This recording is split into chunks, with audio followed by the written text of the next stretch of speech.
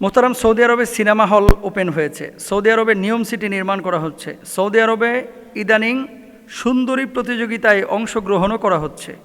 এমন সৌদি আরব যেখানে নবীজি শায়িত আছেন, এমন সৌদি আরবের কথা নবীজি কি বলেছিলেন? আমরা যারা সৌদি আরবকে অনুসরণ করি, ভালোবাসি, এই জিনিসগুলোকে আমরা ভালোবাসতে পারবো? খুব ইম্পর্ট্যান্ট বিষয়। এবং প্রশ্নটি করেছে আবু হুসাইন।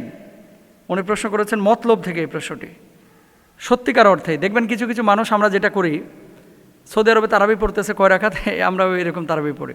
মক্কায় কিভাবে নামাজ পড়া হচ্ছে আমরা সেভাবে করি।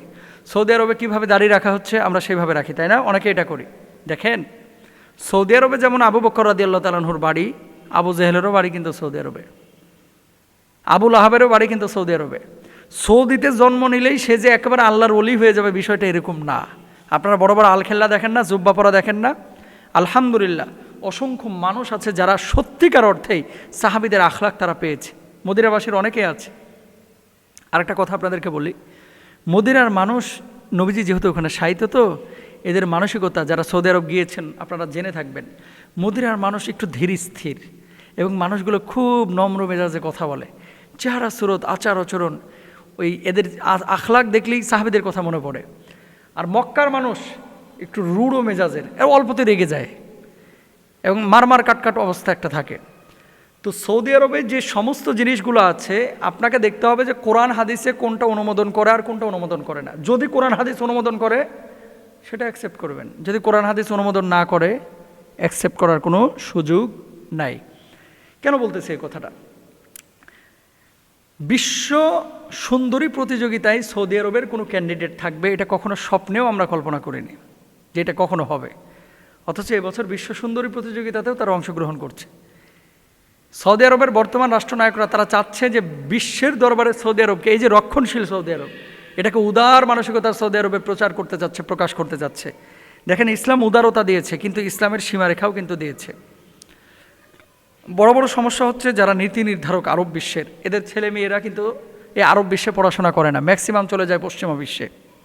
আর পশ্চিমা বিশ্বে যখন এই ছেলে মেয়েদেরকে পাঠানো হয়, ইহুদি খ্রিস্টানরা ওই ছোটোবেলাতে এই বাচ্চাগুলোকে টার্গেট নেয় যে এ তো পরবর্তীতে সুলতান হবে, এ তো পরবর্তীতে রাজা হবে, এ তো পরবর্তীতে রাষ্ট্রনায়ক হবে। ছোট্টবেলা থেকে ওদের মস্তিষ্কটাকে কোরআন বেসড মস্তিষ্ক তৈরি হতে দেয় না। এদেরকে পশ্চিমা বিশ্বের মস্তিষ্ক যাতে করে তৈরি হয়, সেজন্য তারা মেহনত করে ইহুদি খ্রিস্টানরা। কিভাবে? আর মানে সুন্দরী প্রতিযোগিতা, এটা তো মানুষের একটা শারীরিক অধিকার। সিনেমা হল, এটা মানুষের মৌলিক অধিকার। গান বাজনা, এটা মানুষের মনস্তাত্ত্বিক অধিকার। নানানভাবে নানান অধিকার এভাবে তাদেরকে শেখানো হয়।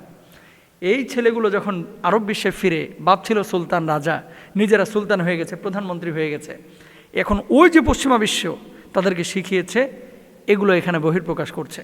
সৌদি আরব আমাদের হৃদয়ের অংশ, মক্কা মদিনা আমাদের কলিজার অংশ, কোনো সন্দেহ নাই, আমাদের হৃৎপিণ্ডের মতো দামি মক্কা মদিনা। কিন্তু সৌদি আরবের বাদশাহ যা করবে, সৌদি আরবের রাষ্ট্রনায়করা যা করবে, সৌদি আরবের মানুষ যা করবে, সব কিছু হালাল, বিষয়টা এরকম না। জানেন আপনারা, সৌদি আরবে এই গত বছরের তথ্য অনুযায়ী গত বছর পর্যন্ত শুধু সিনেমা হল নির্মিত হয়েছে, গত 2-3 বছরে 154টা সিনেমা হল নির্মিত হয়েছে। আর এই সিনেমা হলগুলোতে বাংলা সিনেমা চালানো হয় না কিন্তু, আর হলিউডের সিনেমা চালানো হয়, আরব বিশ্বের সিনেমা চালানো হয়, বলিউডের সিনেমা চালানো হয়। আমি মিশর যখন গেছি, যখন মিশরে ছিলাম, সৌদি আরব, মিশর, জর্ডান, ওমান, এই গলফের যে দেশগুলো, এবং আফ্রিকার, মিশর তো আফ্রিকার সাইডে পড়েছে, গলফের যে দেশগুলো, ওমান বলেন, কাতার বলেন, সৌদি আরব বলেন, তা আমরা যে জুব্বা পরে পাঞ্জাবি পরে হাঁটি, অনেকে তো বাংলাদেশকে চিনে আলহামদুলিল্লাহ, যারা দেশ সম্পর্কে অতটা আইডিয়া নাই, মিনায় না জিজ্ঞেস করে তোমরা কোথা থেকে এসেছো, যদি বলি বাংলাদেশ, বাংলাদেশ কয়েস মাশাল্লাহ, অনেকে বলে বাংলাদেশ এটা আবার কোথায়? তো বাংলাদেশ এটা হিন্দুস্তানের পাশে, ভারতের পাশে। তো হিন্দুস্তানের নাম বললেই এই ওমানের পুলিশ অমিতাভ বচ্চন চিল্লাইতেছে। আস্তাগফিরুল্লাহ। আমার সাথে আরেকজন শায়েখ ছিল, কই তুই বাংলাদেশকে চিনিস না, তুই ওই দেশের নায়ককে চিনিস, তুই কেমন আরব? হ্যাঁ, তো যখন এই কথাটা আরবিতে বলা হয়েছে, সে আরও উৎসাহী হয়ে এবার আরবি গান না বলে সে ওই ভারতের হিন্দি গান শুরু করে দিছে। আমাদের দেশে দেখবেন আপনারা, চায়ের দোকানগুলোতে অনেকে টেলিভিশন ছাড়ে রাখে, যেখানে বাংলা সিনেমা ওই রাতে 2টা পর্যন্ত চলতেছে, দিনের বেলায় চলতেছে। মিশরে আমি দেখেছি এই যে চায়ের দোকানগুলোতে, বিভিন্ন দোকানগুলোতে, অনেক জায়গায় গ্রাম অঞ্চলে এরা হিন্দি সিনেমা চালায় রাখে। তো হিন্দি তো বুঝে না আরবরা, মিশরের মানুষ কি হিন্দি বুঝে নাকি? তো ওই নায়ক নায়িকাদের ওই কথাগুলো সাবটাইটেল করে আবার সিনেমাগুলোতে ছাড়ছে। এর চাইতে লজ্জাস্কর মুসলমানের জন্য আর কি হতে পারে? মুসা নবীর দেশ, আহা, ইব্রাহিম নবীর দেশ, ইরাক যান, এই যে ফিলিস্তিনে, গাজার কথা বলতেছি না, পশ্চিম তীরের অন্য অন্য অঞ্চল যে জায়গাগুলো রয়েছে, এখানেও অনেকে এই যে হিন্দি সিনেমা টিনেমা এগুলো পছন্দ করে।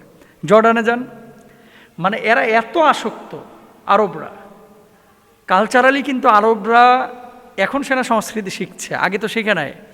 এই কারণে এরা আসলে যেটা পায়, ওই যে বদ্ধ গরু ছাড়া পাইলে যা হয় আর কি, মানে একেবারে লেজে গোবর অবস্থা করে ফেলেছে। তো আমি যেখান থেকে কথাটা বলতেছি যে সৌদি আরব আমাদের হৃদয়ের অংশ, তার মানে এই না যে আরব বিশ্ব যেটা করবে সেটা আপনার জন্য দলিল, সেটা হতে পারে না। তাহলে আপনি কি করবেন? ওমা আতাকুম রাসূলু ফাখুযুহু ওয়া মা নাহাকুম আনহু ফান্তাহু।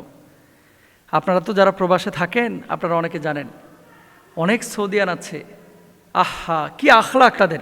দোকানের বাকি আছে মনে করেন 20,000 টাকা, জাকাত ওই মানুষের হাতে না দিয়ে দোকানে আসে খোঁজ নেয় যে এরকম কোনো কাস্টমার আছে না যে যার জাকাত, মানে যে ঋণ পরিশোধ করতে পারতেছে না, ওই নাম মনে করেন 5 জনের নিয়ে কয় কত করে বাকি, কয় 20,000 করে বাকি, ওই 5 জনের না পুরো 20,000 করে টাকা 1 লাখ দিয়া বলছে যে আমার নাম বলবি না, যে আমি শোধ করে গেছি, কিন্তু ওর কাছে আর টাকা নিবি না।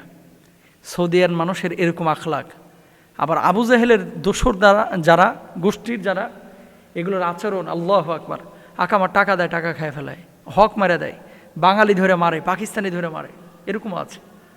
সুতরাং সৌদি আরব আমাদের দলিল না, মক্কা মদিনা আমাদের কলিজার অংশ, হৃদয়ের অংশ। আমাদের দলিল হচ্ছে কোরআন এবং সুন্নাহ, যা কোরআনে আছে, যা সুন্নাহের মধ্যে আছে। সৌদি আরবের সব মানুষ কিন্তু কোরআন হাদিস বুঝে এটাও কিন্তু না ভাই। ওই যে জুব্বা পড়লে অনেকে বাঙালিরা মনে করে যে মনে হয় বিশাল আলেম। এমনও আছে জুব্বা পরে আবু বকর ওমর রাদিয়াল্লাহু তাআলা হুমকে গালমন্দ করতেছে আমার সামনে, গাড়ে হেরা রেখারে, শিয়া আর কি। তো কিন্তু দেখলে বাঙালি দেখলে মনে হয় এরা মনে করবে যে আব্দুল কাদের জিলানী রহিমাহুল্লাহর বংশধরের কোনো লোকজন হবে, মানে দেখলে মনে হবে যে আল্লাহর ওলি, কিন্তু অন্তরে সাহাবীদের প্রতি বিদ্বেষ, নাউজুবিল্লাহ। সুতরাং আমাদের দলিল কোরআন এবং সুন্নাহ। আল্লাহ বুঝার তৌফিক দান করুন।